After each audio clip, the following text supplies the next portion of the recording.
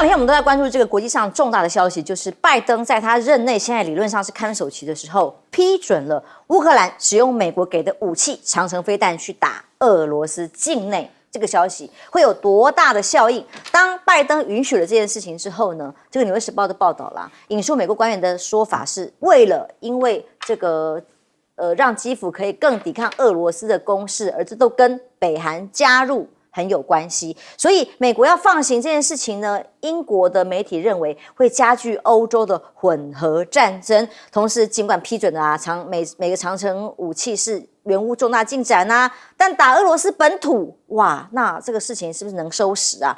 是战争胜利，还是有更恶化战争的发展？甚至严重一点来讲，俄罗斯说第3次世界大战可能都会发生吗？那俄国发言人是特别讲，如果基辅政权对俄罗斯领土使用远程飞弹的话，俄罗斯的回击将是对等的、猛烈的。那美国国务院评论，如果俄罗斯对乌方远程飞弹发动回击，怎么回应？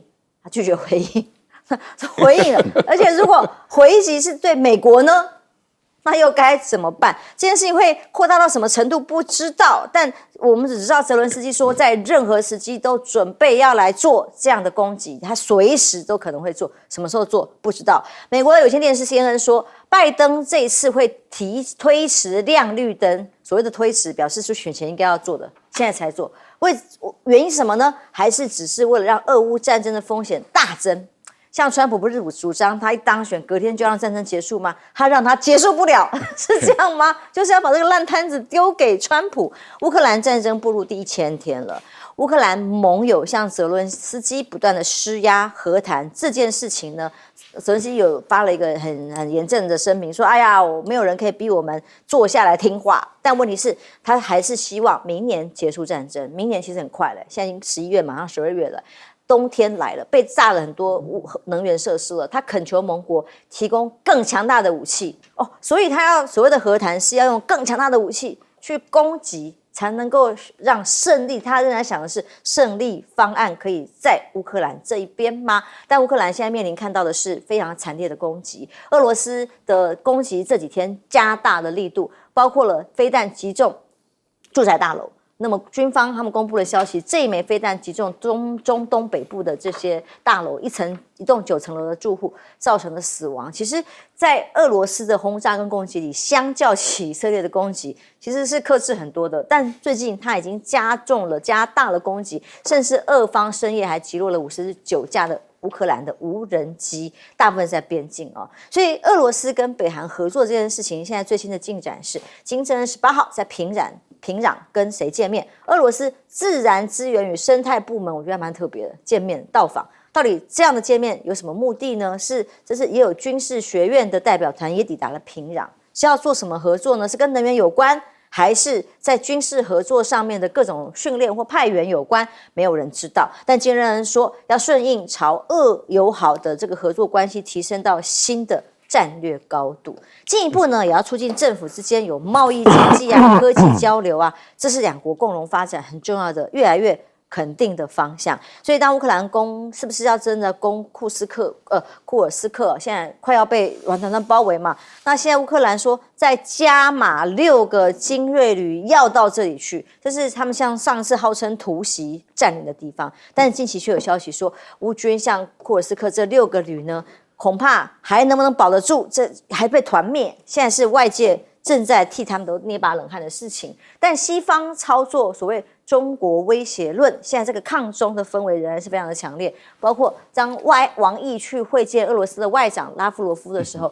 双方在纽约的热内卢见面。那王毅说，今年是中俄建交75周年，也是他们的关系呢克服的风险挑战新的成果的一年。所以习近平跟普京在会了面之后呢，对两国关系的下个阶段将会有战略部署，也就是在美国的逼迫之下，几乎是推着走，俄中的关系已经越来越紧密。当荷兰外相说了，中俄你贸易助长，你看中俄你们走那么近，助长了这个战争，直接影响欧洲安全，所以他们抗议，他们紧张。那欧盟也说，中俄在新疆还合作无人机的生产。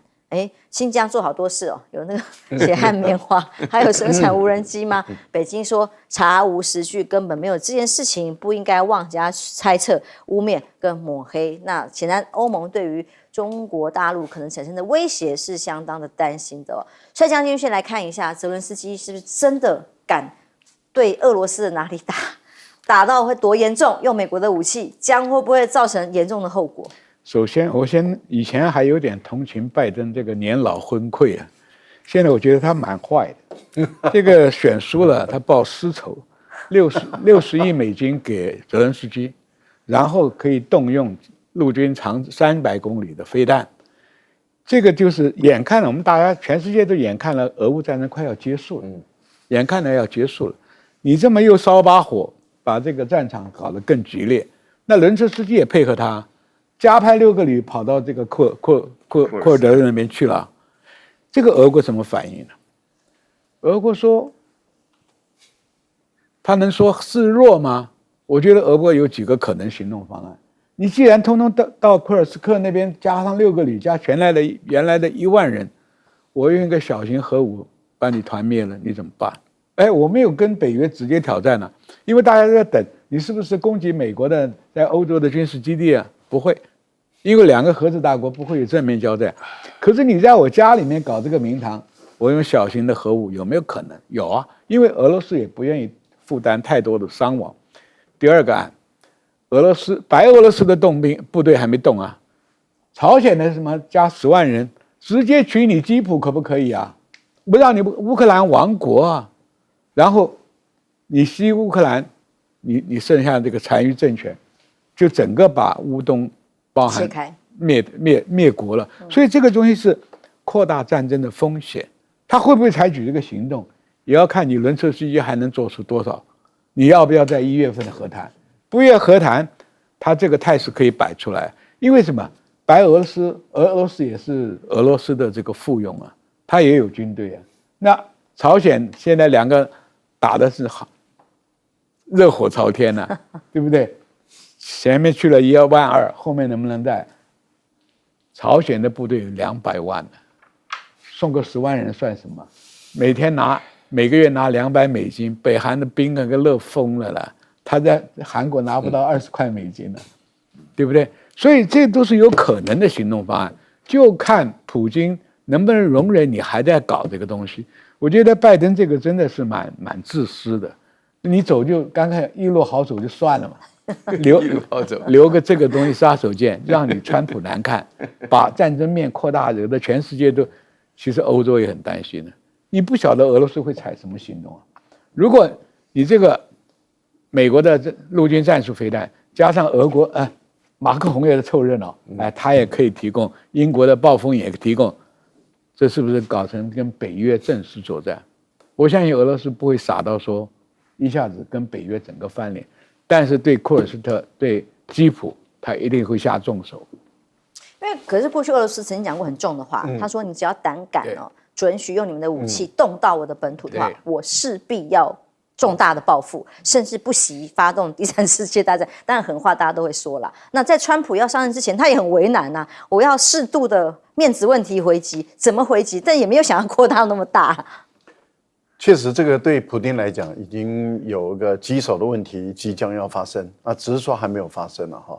因为普丁之前有说，如果乌克兰使用这个北约，包括美国在内啊，就是美国等这些国家提供给他的这些长程的武器来攻打到俄罗斯的本土，那普丁会对提供武器的国家施予相对等的报复行动，视为作战国家，对，视为作战国家。他讲得很明白，他的逻辑也讲得很清楚。他说，因为那些高尖端的武器不是你乌克兰的军人能使用，是只有这些当生产的制造国能够使用，所以这些国家一定有派他的军人进入这个乌克兰的军队，协助他们去使用这个武器，所以等于是你对我直接开战了，所以我俄罗斯我对你也绝对会对等的报复行动。那当时大家就在看说，荷兰他提供给这个乌克兰 F-16战机24架，第一批是给6架，可是问题是大家没看到他在使用，大家就觉得很奇怪。荷兰的政府说，尤其这个右翼的政府说，我给你这武器了，我不限制你怎么用，你爱怎么用都可以。但是荷兰竟然没用，那这个大家就匪夷所思了，因为大家都知道，如果荷兰使用，那俄国要荷兰，对，荷兰给乌克兰，如果乌克兰一旦使用荷兰的武器，那这个俄国是不是就要去攻打这个，或是要去这个炮击，或者是用导弹攻打这个荷兰啊？这个就是第一个问题嘛。现在的情况是，如果美国提供给他了，而泽连斯基他说，泽连斯基自己有回应哦，他说他会在最短的时间内尽快使用。那现在大家都在问说，如果泽连斯基一旦使用了以后，俄国要不要对等的对于这个美国的国土，例如说阿拉斯加靠近俄国边界的那个国土，没有人的地方，夏威夷可能要过境的地方，对，没有。我的意思是说，没有人住的地方，也给你打2颗弹，那看你要怎么反应的问题了。那这个问题就在于，那就是不是美俄之间的战争要升高了？这就是为什么马斯克觉得说，你这个拜登你在搞什么东西？你这真小人啊！你在搞阴的。你看，连那个川普的儿子也说，你怎么搞这样的一个事情？你搞这样的一个事情，等于是你要让军火商让俄乌战争永远不可能结束嘛，要一直打下去。你为这个军火商的口袋里面装满了这些那个生命的钱，你实在是太残忍了。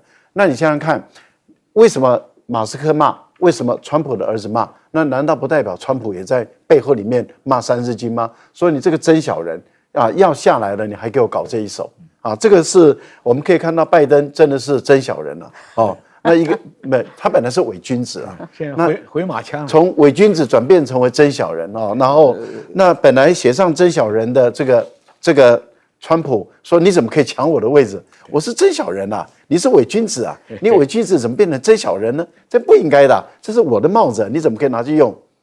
但是重点是现在这事，你不知道会不会怎么发生，会不会很难收拾？卞老师，拜登真的是小人再加上伪善者，就是根本什么，我平常还觉得说真小人还是一种褒奖，你知道吗？伪君子比较好，他根本没有资格。他现在搞这个事情，他宣布这个消息可以让乌克兰使用美国的 ATAC 的整个飞弹飞300公里打到这个俄罗斯境内，以库尔斯克为主，地图都画了出来了。那一天刚好是俄乌战争1000天的日子。我现在要让大家了解一下，你用飞弹打进去，人命关天对不对？我们在这边的话，这么几个人，一个飞弹进来的话呢，起码死一半那还得了对不对？大家想到人命关天了，不管是谁，大家都是一条命所以说，这个川普的儿子没有资格发言，但是他忍不住在这个马斯克平台上面 X 上面讲说，这个拜登根本就是故意要在奥巴马上任之前要搞起第3次世界大战嘛那这个已经讲得非常清楚。我必须强调，这里面的话呢，当中出现了一个问题，就是说，这个泽连斯基是非常不要脸跑去的话不愿意结束，还是什么主权问题？你从头到尾就是个错误你从头到尾就知道我现在先强调，你打进库尔斯克在8月6号那一天，你自己不知道有今天这个下场吗？大家看不出来，普丁本身就是拉着你在那边让你进来，你现在派6个旅进来，你不要命了？你去哪里找六个旅，对不对？然后第二点的话呢，那个美国本身的话呢，又不好意思拍屁股，那最后呢只好牺牲人。所以说那个有一个芝加哥大学的教授叫 Mearsheimer， 他讲，这美国本身做事来讲是非常残忍的。那这个拜登做的这个决定就是非常残忍的，就让战争延续下去这是人命然后第3点的话呢，我必须坦白讲，那个普丁本身呢在回应的时候，他讲的那不但是对等的，而且是有形的，他用了英文 tangibility 的这个字就是说你自己本身要看着办。那美国本身来讲，面对这种事情的话，那我觉得说整个俄乌之间的冲突，这是一场不应该发生的战争。其实主要的理由就是拜登讲的含含混混的，乌克兰可以加入北约，然后现在的话呢，这个时候又不能加入北约，又搞了个半天，自己都快下台了，都没有加成过。那你现在荷兰那个外交部长还凭什么要打着欧盟的招牌那边讲话？欧盟都快解散了，这早就挠死了，北大西洋挠死，欧盟都快散掉了。你光是看对中国要进行那个关税的那个决定的时候，就知道大家意见非常荒唐完全没有。现在开口闭口代表欧盟要什么，表达立场什么，又扯到新疆了。新疆什么？我建议那个拜登下台后到新疆去旅游，自己好好去找一找有没有集中营你要看的东西就清楚了，你自己去看一看对不对？那不就是解决了一切问题？你否则的话，你开口闭口他妈瞎扯什么无人机啊什么的弄到，人家讲的说没有事实的事情，你都不要乱讲啊。那你现在这个荷兰的外交部长搞得跟那个什么沈伯洋一样的水准，那还可以吗？啊，这完全无法想象啊！光看新闻，新疆好多东西哦，还有核潜舰模型，什么都有，无人机基地，哇，棉花什么都有，哎，太精彩。休息一下，马上回来哦。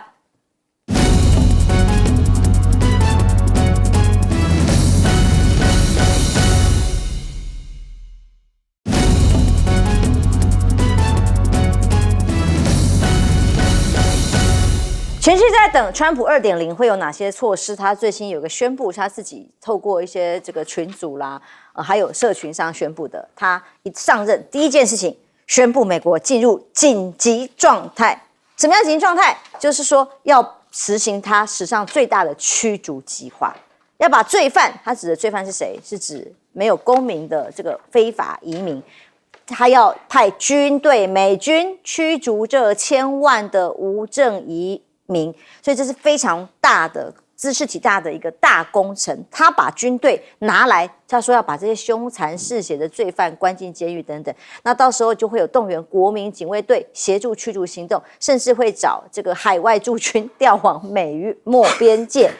据估计大概有100万、1000万、1100万的移民哦，住在美国，每年要花数十亿美元才能够把他们通通赶出去，有各种的非常大规模的行动。光是要怎么把它集中在哪里呢？集中之后多少时间？把它如何遣送呢？交通啊等等，找人啊这些问题，那这些人会逃啊，会跑啊，那怎么办？治安会不会出现问题呢？会不会对抗呢？不知道。那刚刚前一段我们还谈到说，美国现在还宣布说要买什么飞弹，要增加什么国防军备。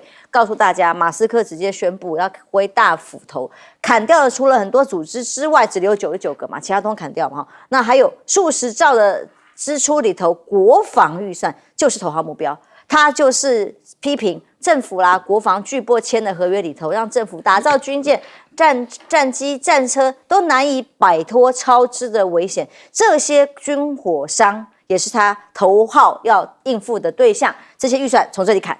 那怎么可能还能买呢？哦，接下来川普上任之后，政策还很难说。那至于首波要驱逐谁，川普的说法是要驱逐，他告诉 NBC 的驱逐没有公民证的中国大陆的役龄，就是说可以服役这个年龄的年轻男子。他认为因为有国安的潜在危机。那新的人事又公布了一个，不只是国防部长，连交通部叫做运输部长也是找福斯新闻的主持人。今天大家在讨论的时候，觉得厉害的是说他有9个小孩。没有不知道怎么会这么厉害。好了，川普的政策，马斯克优先怎么说？因为他们两个几乎两屌屌，从他当选之后，所有公开场合看什么格斗赛啊，通通都在一起。那一直在他的这个海湖山庄里头，甚至呢去看 SpaceX 新建的第6次发射，一样坐在一起，看这个表情多么的振奋。因为马斯克曾经公开讲说，他承诺要在川普任内把他带上火星，这个是太空任务。所以呢，胜选之后行人形影不离，成为川普第一骂级的，在媒体这样形容，甚至他比范斯 Vance 更像副手。两屌屌之后，对于自己的股价当然也是很有用啊。立刻他的在川普胜选之后一飞冲天之外，现在更重要的是，川普要放宽自驾车的规范，在法令上帮助特斯拉股价因为还有特斯拉跟 S 都还有官司缠身，如果司法部也掌握在手上，那当然也就解套啦。那至于这个法规上面让美股收高，及这个法令光讨论出来说可能会放宽，就立刻股价又冲了一波。哇，真的是势不可挡。不过，在美国如此，比亚迪呢，以电动车的这个领域来看比亚迪在今年第3季营收比去年同期增加了24%个百分比，也是第一次史上超越特斯拉，登上电动车之王啊！当然，川普不一定要做电动车啦，川普可能要油电石油车，石油要回来了嘛，要挖石油。好，所以当陆汽一直在壮大，包括比亚迪30周年的时候，他们董事长王传福喊出来，燃油车时代中资的汽车呢，车企呢，各种学习研究，反而变成那个欧洲啦或其他国家品牌拆解的对象。想知道他们做了什么？第1000万辆的车下线，特别宣布将斥资1000亿用 AI 技术跟汽车来结合。华为也一样 ，Mate 70准备要预购了先前的Mate 6等等的 S6啊，已经卖翻了。现在又有一个热搜上的火热项目，很快耶，推陈出新，真的非常的快速。预估销售额也会达到648亿元，是一个非常大的市占率。岳老师，我们如果先来看看现在川普的各种政策里头，先把国家宣布紧急状态。我觉得川普本身他这个宣布紧急状态的理由非常有趣啊，就是咎由自取啊。我个人感觉到这里头出现了两件事情，可以想到，我不敢讲啊，大概3到6个月，美国可能要出现一些大乱子啊。首先第一个的话呢，这个驱逐非法移民啊，1100万人，1100万人的话呢，那要驱逐的话呢，每一年要驱逐100万人。大家要知道啊，什么叫做100万人啊？你要想想看，要驱逐的话呢，然后里面当中的话呢，在一个3亿多人有3亿多把枪的地方要驱逐1100万人，你刚才提到了会不会反抗啊？会不会有什么不平静的事情啊？而且他要驱逐这1100万人的话呢，就是有些人在美国待了很久的，就在那边住的，到处流窜的，那么产生这种结果的话呢，美国要怎么驱逐？拿不出办法来。最后讲说宣布紧急状态，要动用那个国家安全卫队啊，难怪说找那个海格塞斯这个跟国防部一点关系都没有的人的话呢，就来担任这个国防部长。那美国的话呢，我的印象当中，美国的军人本来地位很高的，这下突然不得了，在马斯克眼里的话，冗员啊，废物啊，就是最无用的将军的排行榜啊，就跟排公务员一样。马斯克本身来讲，要做成什么效率提高部的部长，他自己新创了一个名词，然后这个人说到做到，然后呢，要从把美国6万亿的美元的预算改成砍掉2万亿。那里面要裁掉10万人啊，然后呢，当中呢，他自己要负责裁掉觉醒将军，还有呢，按照川普的意思，要把这个所有原来在阿富汗撤退的时候当将军人全部赶走，这些人没有用啊。其实真的跟民进党有点像，就认为说是将军是米虫这种味道，你知道啊？我觉得不好意思啊，刚刚帅将军坐在旁边啊，这我狠狠的定了一眼。除了帅将军以外，不是我跟你讲哈，我觉得这个真的是非常严重，因为就我对美国了解，美国本身是很尊重军人的同时，那个将军的地位是非常高的，而且大家都尽量说将军好话。那现在这边居然创造了一个名词叫觉醒将军，我有时候都不忍心讲，这个觉醒将军就是在部队里面就是例行贯彻 LGBT 的这些将军，然后这种话呢，两者加起来，军方的人士怎么可能被你这样的胡搞？那个1100万的难民怎么可能被你这样的胡搞？所以我预言呢，大概3到6个月啊，那不反抗，大家都怎么可能不反抗？手上都有枪啊，对不对？我不肯走，你要带我走，我就带着你一起先离开这个世界，那不就是枪吗？对不对？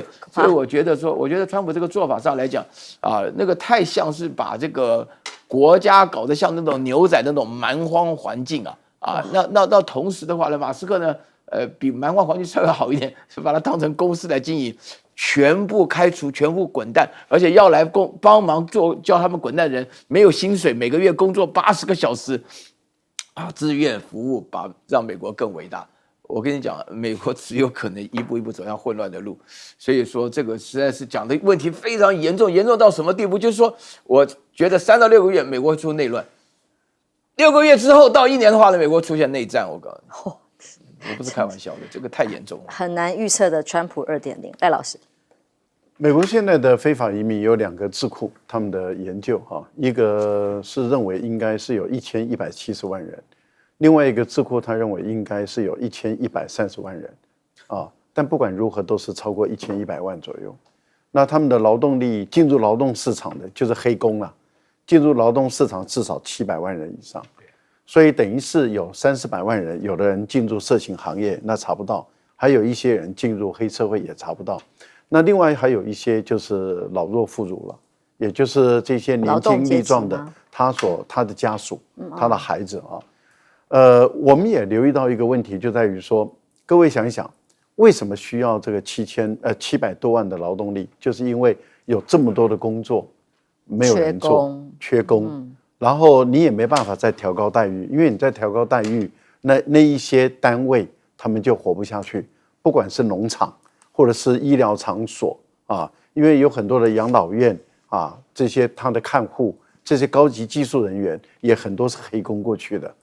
那他们本身需要可是你在美国，你要一个护士、护理人员要多少钱啊？所以有很多都是这些黑工就进来，所以黑工有做很低级的，也有做很高阶的。可是问题就在于餐馆、农场、工厂到还有这些收下水道的等等的这些苦活、脏活、累活，就是这些外籍劳工在做嘛。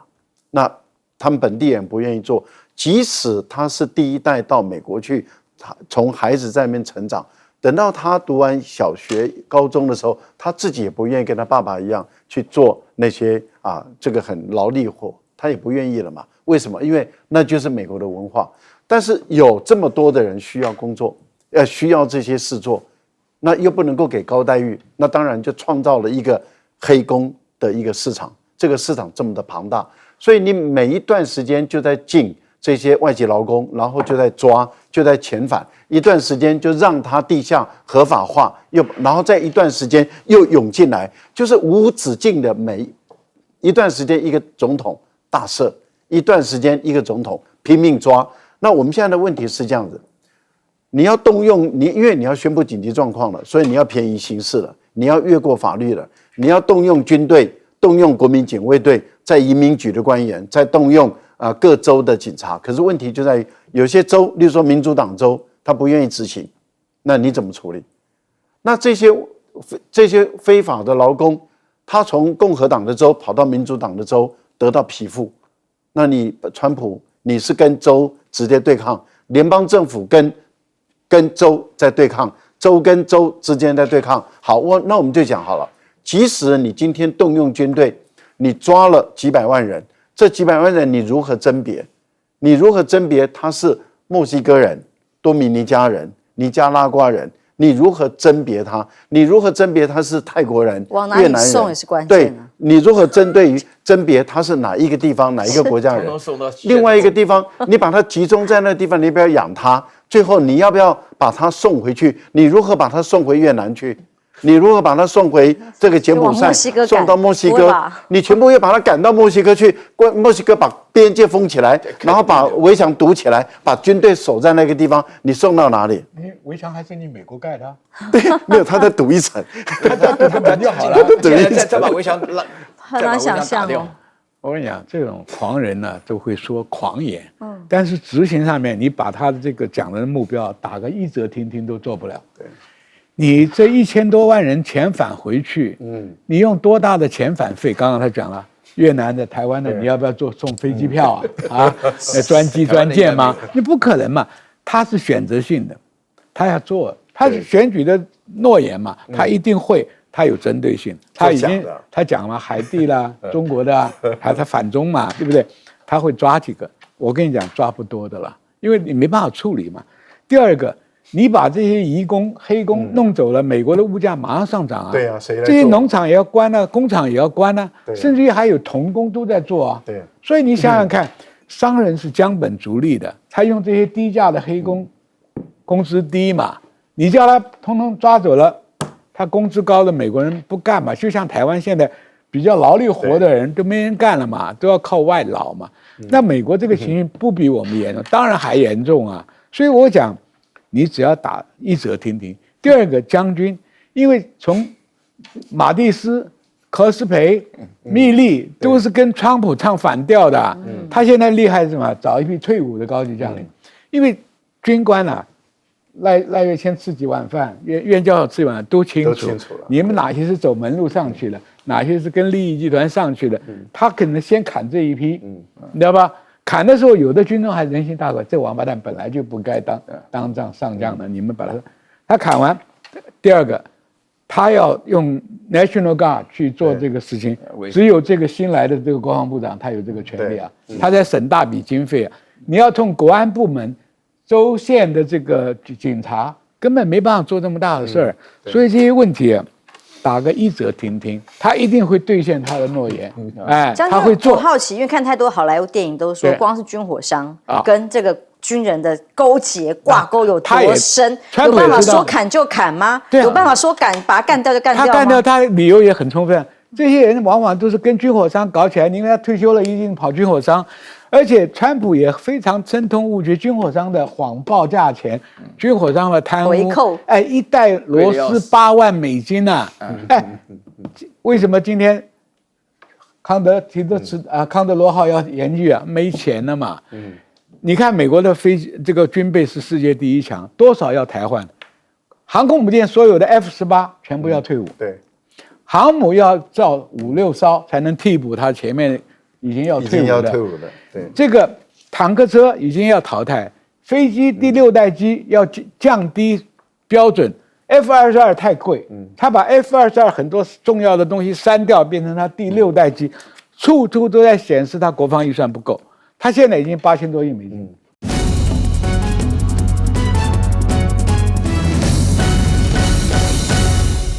观众平安，欢迎收看 TBS 新闻大白话，我是王浅秋。首先介绍这一节跟我们去讨论最新国际以及国内议题的来宾，第一位是退役中将帅华明将军，大家好；国际政治专家赖岳清老师，主持人好，观众朋友大家好；台大哲学系教授苑举正老师。浅秋好，各位观众朋友大家好。来看一个最新的两岸的消息，里面有一个人跳出来讲话，叫沈伯洋。他每次出来讲话，我们都要认真听一下。他说什么呢？他说啊，台湾的媒体引用中国大陆的官媒说，习近平在 APEC 拜习会里面点名提到赖清德这件事情，好严重哦，他示警会有国安危机。他怎么说？台湾现在属于随时可能被入侵的国家。如果在紧急的时候，台湾媒体还像我们，如果还引用中国官媒的内容的话，当成报纸内容，当然讲报纸啊，就会广泛在台湾发送，不能够发送呢，会属于国安危机的等级。我不引用新华社，不引用中央电视台央视哦，那引用什么？纽约时报可以吗？因为连纽约时报也报道了，点名这个习近平。是点名了赖清德的事情啊，叶元之就笑啊。纽约时报报道也提到赖清德啊，不懂国安局到底在否认什么？为什么那么怕习近平提到他的名字？是不能说的名字吗？民党政府欺骗国人，才是在进行认知作战。因为无论如何，习近平他的谈话的确是从过去以来最严峻，而且是表示两岸的关系越来越紧张的一个指标。那当然还有新加坡啊，我们老是要介入人家这个。到底习近平跟别人的国家元首讲了什么话嘛？然后又去澄清说，哦，其实新加坡也没有这样讲，没有讲这个反对台独。结果新加坡听到了之后，直接在官网上发新闻稿。黄循财跟习近平谈话里，他怎么讲？就是点名这段的英文文字，清清楚楚，直接表明新加坡奉行一中政策，反对台独。所以民进党的这么急着撇清。这习近平点名赖清德到底是为什么？这样的炸锅，甚至大篇幅的标题哇，绿媒的二版头啊，好大的字都说这个叫做官媒，中共的官媒涉及认知作战跟造假。那这个到底为什么这么紧张呢？是不是很多分析里面认为是此地无银300两？其实是无法掩饰当前台海局势非常严峻的现实。多严峻？再来看看最新的演习消息，这是来自于一些粉专上面公布出来的。看到有现场图，这个是福建舰再次第5次的海试。海试上甲板看到了包括了歼35跟 KJ600的预警机全尺寸的模型。他说应该要真的进行弹射舰载机了哦，所以像这样的这个演习已经是非常的常态。那各种的军演在两岸之间的这个距离越来越近，也越来越频密。而美方呢，美中在对抗的情势里头，川普2.0准备上任，美国海军现在宣布研役3艘提康德罗加级的巡洋舰。那除了这个研役之外，也要说大手笔采购 MSM 飞弹。欧美的新一代逆中反舰飞弹，还有日媒说，2026年春天开始呢，青森县这里的这个基地部署，美方说已经通知了，要把 F-35A 隐形战机部署到这里来取代 F-16。说真的啦，这些政策说不定川普上来之后还不一定会继续这样做了。要大幅的删减国防预算的时候，这些还在吗？我们真的是一个大问号。那现在急着做这些宣布，也是拜登的临去秋波。那拿来看看台海的处境的时候，不是代表台湾更不安吗？而朝鲜半岛一样蛮紧张的了哦。南韩空投了气球到北韩去，送什么呢？卫生棉、巧克力跟药品。结果金宇镇的妹妹非常愤怒，公开谴责这些物资是垃圾，污染他们神圣的土地，还说这个忍耐的极限已经到了底哦，要南韩付出代价。哎，记得各位观众朋友，记得之前北韩空飘到南韩是什么？是粪便哎，所以这真的乐色。我看起来好像是以德报怨啊，这个为什么这么无法忍受，要他付出代价呢？还有美韩掀起军事对抗吗？金正恩公开在谴责朝鲜半岛被美国跟韩国这些势力进行了反朝军事对抗，想要升级这里的紧张到最恶劣的地步。那么朝鲜方面会坚持走核武强化的路线来遏制战争。同样的，日本呢？日本怎么看哦？南韩的部分是强调说，他要美日韩同盟了哦，相信韩美同盟会在未来几年上升到新高度，对川普很有信心。还有美国副国务卿坎伯说，国务院的政权交替姿势体大，要等76天嘛。那美日韩同盟关系仍然是里面最重要的事情。当然，未来在川普上任之后，一切都很难说了。将军，先来看看哦，当这个沈伯洋还在讲说，哇哦，不能报道大陆的官媒，这种心情是认知作战呢，不能这样子滥用。认知是每个人自己去认识这件事情，而不是被你是诱导栽赃用的。第一个，新闻是报道真相的嘛，人家的官媒把他的说法刊上去，外国的媒体也在采用，那这个是事实嘛？这个新闻不报事实，难道跟着你一起说谎吗？第二个，一中这个政策在全世界承认的国家太多了嘛，你包含你自己最亲热的美国、日本、韩国都在承认一中嘛。所以第三个，赖清德以台独金孙自诩，今天有什么不敢承认的呢？对不对？而且你的行为、你的言论主张，那代表你的政治主张嘛。那你今天干嘛言言遮遮的呢？在对内，你认为是台独的最重要的这个掌舵者，那人家看不懂吗？称你是台独，那有什么错呢？大大方方承认嘛，你今天做的就是这个事儿嘛。所以这个认知作战不能这样子随便乱搞，变成你一个政府来不重视新闻的真相，不重视这个新闻的自由，把人家随便扣个帽子叫认知作战，那你欺负台湾老百姓都是白痴嘛。第三个，我讲爱山当初我在国防部时候，那时候引进的，那个时候是针对打飞机用的。这个飞弹呢，它的射高不高，大概4公里左右，它是很精准的。但是面对是飞机，但是今天你买太多的爱国者的时候，你面对的超音速飞弹你拦不住，面对的大批而来的低价轻薄短小的无人机你没有办法。所以这个时候国防预算已经很紧缩了。你有没有是为了交保护费好看就去买这是第12套爱山呢？我觉得国防资源没有好好利用啊，因为无人机是未来战争的主要形态，空军作战，它第一个轻薄短小，价廉物美，那你对付它的就不能用高价的飞弹去弄啊，你应该也用轻薄短小廉价的武器来对付。所以我讲，你迫击炮拿来做手持射击，加上迅发性管，就可以大量的遏制这个玩意。你没有针对人家的特性做你的国防投资，这叫国防预算的一个浪费。我非常不认同搞这第12套，因为中国来打，今天你要部署在华东嘛，那也不就过是嘉山机场嘛。他对付嘉山机场第一波攻击绝对是飞弹嘛，他不是用飞机来轰炸嘛，因为飞机是跟着这边防空能力都没有了，他才用的嘛。那第一波遏制我们的防空能力就是飞弹嘛，就是无人机嘛，就是你机场的跑道嘛。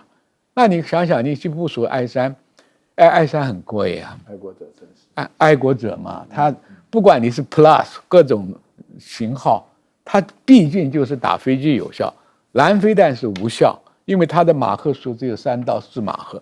人家下来的飞弹是20马赫，你根本就追不上，所以你浪费的这个有限的国防资源去做一个错误的建军，本人非常不表认同。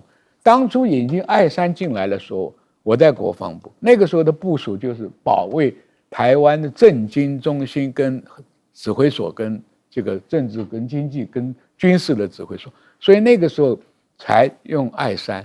那后来就是南部中部讲，哎，你要我也要，今天搞了第12套，你真是钱多的没地方花嘛。好，那教授，其实沈伯洋他这样的言论是民进党现在的主流，跟中国大陆有关的东西不能提，不能讲，例如这个最近不是餐厅有简体字啊，有大陆的品牌嘛，不行，不能看，不能讲。那现在有大陆的官媒的报道，我们不能用，不能让台湾民众知道，否则会被统战。这发生什么事？这是在限制我们言论自由的民主吗？所以《纽约时报》是大陆的官媒，应该可以这么说了嘛？因为这是《纽约时报》在11月18号有一个叫做艾莎，她是一个纽约时报》派驻在上海分社的社长，由她亲自撰笔撰稿来写这篇报道。那这篇报道在《纽约时报》来讲算是有分量的一个报道，因为他们由一个社长分社的社长来专门写。那他就谈到有说习近平很罕见的点到了赖清德的名，这代表中国大陆的态度对这个事情是很严肃的这样的一个态度。那这个是《纽约时报》的立场，所以如果按照沈伯洋或者民进党的一个态度来说，那他就应该立刻透过林佳龙，再叫林佳龙叫这个我们派驻在美国的代表，然后向美国的国务院去举报，说《纽约时报》是中国大陆的官媒派驻在纽约的一个报纸，对，所以应该赶快查办《纽约时报》，看他敢不敢。沈伯洋，你敢不敢？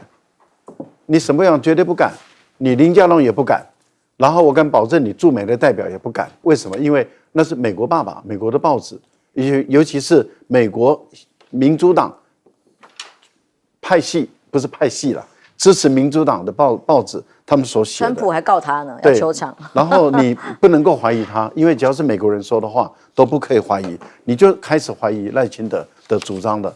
赖清德说是美国人讲的话都不能怀疑，那你这个沈伯洋，你本身竟然可以怀疑你赖清德，这真的是不应该的，这应该要打屁股。我觉得这实在是太糟糕了。这个沈伯洋应该赶快去跟赖清德道歉，因为你已经怀疑赖清德说美国人讲的话都不能怀疑，那这样不对啦。因为这是《纽约时报》的报道嘛，所以我个人是觉得你《纽约时报》的报道也不能用，然后大陆的也不能用，那我们只能用什么？只能用三立用《自由时报》，还是用《民视》，还是用还是用？所以我觉得还是只能用你民进党所发表出来的党的文宣。好，那从现在开始，台湾只能用民进党所发出来的文宣其他的都不准用，鬼扯，谁理你这一套啊？跟北韩有什么不一样？那他就是北韩嘛，因为你看他头发跟那个金正恩的哥哥很像好，我们来看一下美国的军舰的延寿，其实这个是大事。延寿的意思就是我们都知道他短时间获得不了新的军舰，这个军舰本来就应该要淘汰了，要除役了，要封存了。如果还堪用就封存，不堪用那就整个淘汰卖掉嘛，拆掉。但是这代表说它的时限已经到了，但是为什么要延寿？因为没有新的军舰，没有新的军舰有好几个原因，一个要不就是国防预算不够了，要不就是建造能力不够了，然后他们要不就是原本在建造中的船那么都延宕了，所以他没有办法如期的交货，因此这么多的船，这么多的战舰都要延寿。一旦延寿就证明了一件事，就是延寿的船基本上来讲是比它差的，因为它是延长寿命的，也就是说它的寿命应该到了，就好像我们一辆老爷车，我们的寿命应该到了，我们想办法让它再用2年吧，再用2年的车就比它烂了，就已经比它差了，比新式的新车还要差，那就代表美国的海军的战力事实上是在萎缩，在衰弱。我们来看一下国际太空站好了，目前全世界就有2个太空站，一个是大陆的，一个是国际的。国际太空站本来是在2023年的时候就应该要回收了，它的寿命到了，但是因为整个欧美没有办法再发射新的太空站，又不想让整个太空只剩下中国的太空站，结果怎么办？延寿。延寿现在出现一个很大的问题，它的漏气的问题到目前为止不能解决，而且不只是6处了，现在已经有发现30几处的问题不能解决了，怎么办？现在我们看到 NASA 已经希望 SpaceX 多留一些空位，把它的太空人紧急的接回来。那也就是说，这一个太空站相当有可能在明年的时候，那可能就要报废了。全世界只剩下一个太空站，就是中国大陆太空站，这代表什么？延寿的产品基本上来讲，品质已经开始看绿了。美国的海军还有多少能打？说不定延寿还不淘汰可以卖给台湾了，没有了。燕老师，我聊一下这个，我觉得这个民进党本身的外交政策里面都乱七八糟。沈伯洋讲的话呢，他基本上就搞不清楚现实啊。这个国际关系要谈到现实主义，要了解这种情况啊。我觉得说是首先强调，这前一阵子赖清德部长还讲说叫习近平不要那么紧张嘛，过来到台南吃这个虾仁炒饭嘛。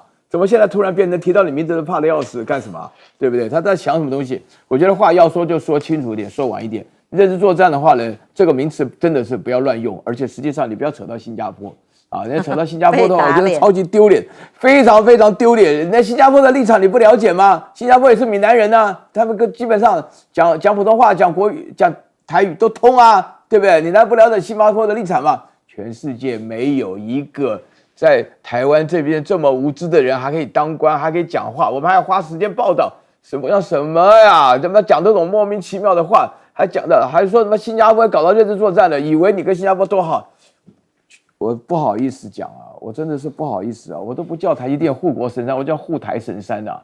这个是不是国真的都有问题？没人承认，你自己要了解，要展现出你的信心，你要讲为什么提到了你。那个仔细一看，你讲说那个叫做 a reference， 基本上是间接提到，他是对拜登讲说，你要是搞这个民进党，要是搞这个目前的领导人，是这种情况下，对于这个两边的话呢都不利。那这个其实讲起来的话呢，拜登也知道自己为日不多了嘛，对不对？不是为日不多了，就当即将卸任，即将卸任，对不对？好，那另外的话呢，我觉得这个里头的话呢，实际上大家要了解一个充分的情况下，就是我觉得台湾要不然就废掉外交部。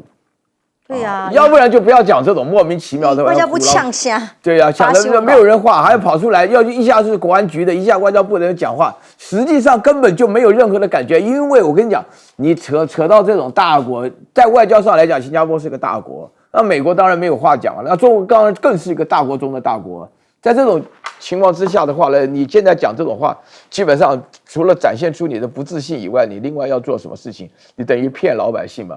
大家要了解啊，台湾受的教育时间这么长的时间的话呢，你这种骗的情况下的话，能够搞多久？你不自信嘛，一点能力都没有嘛。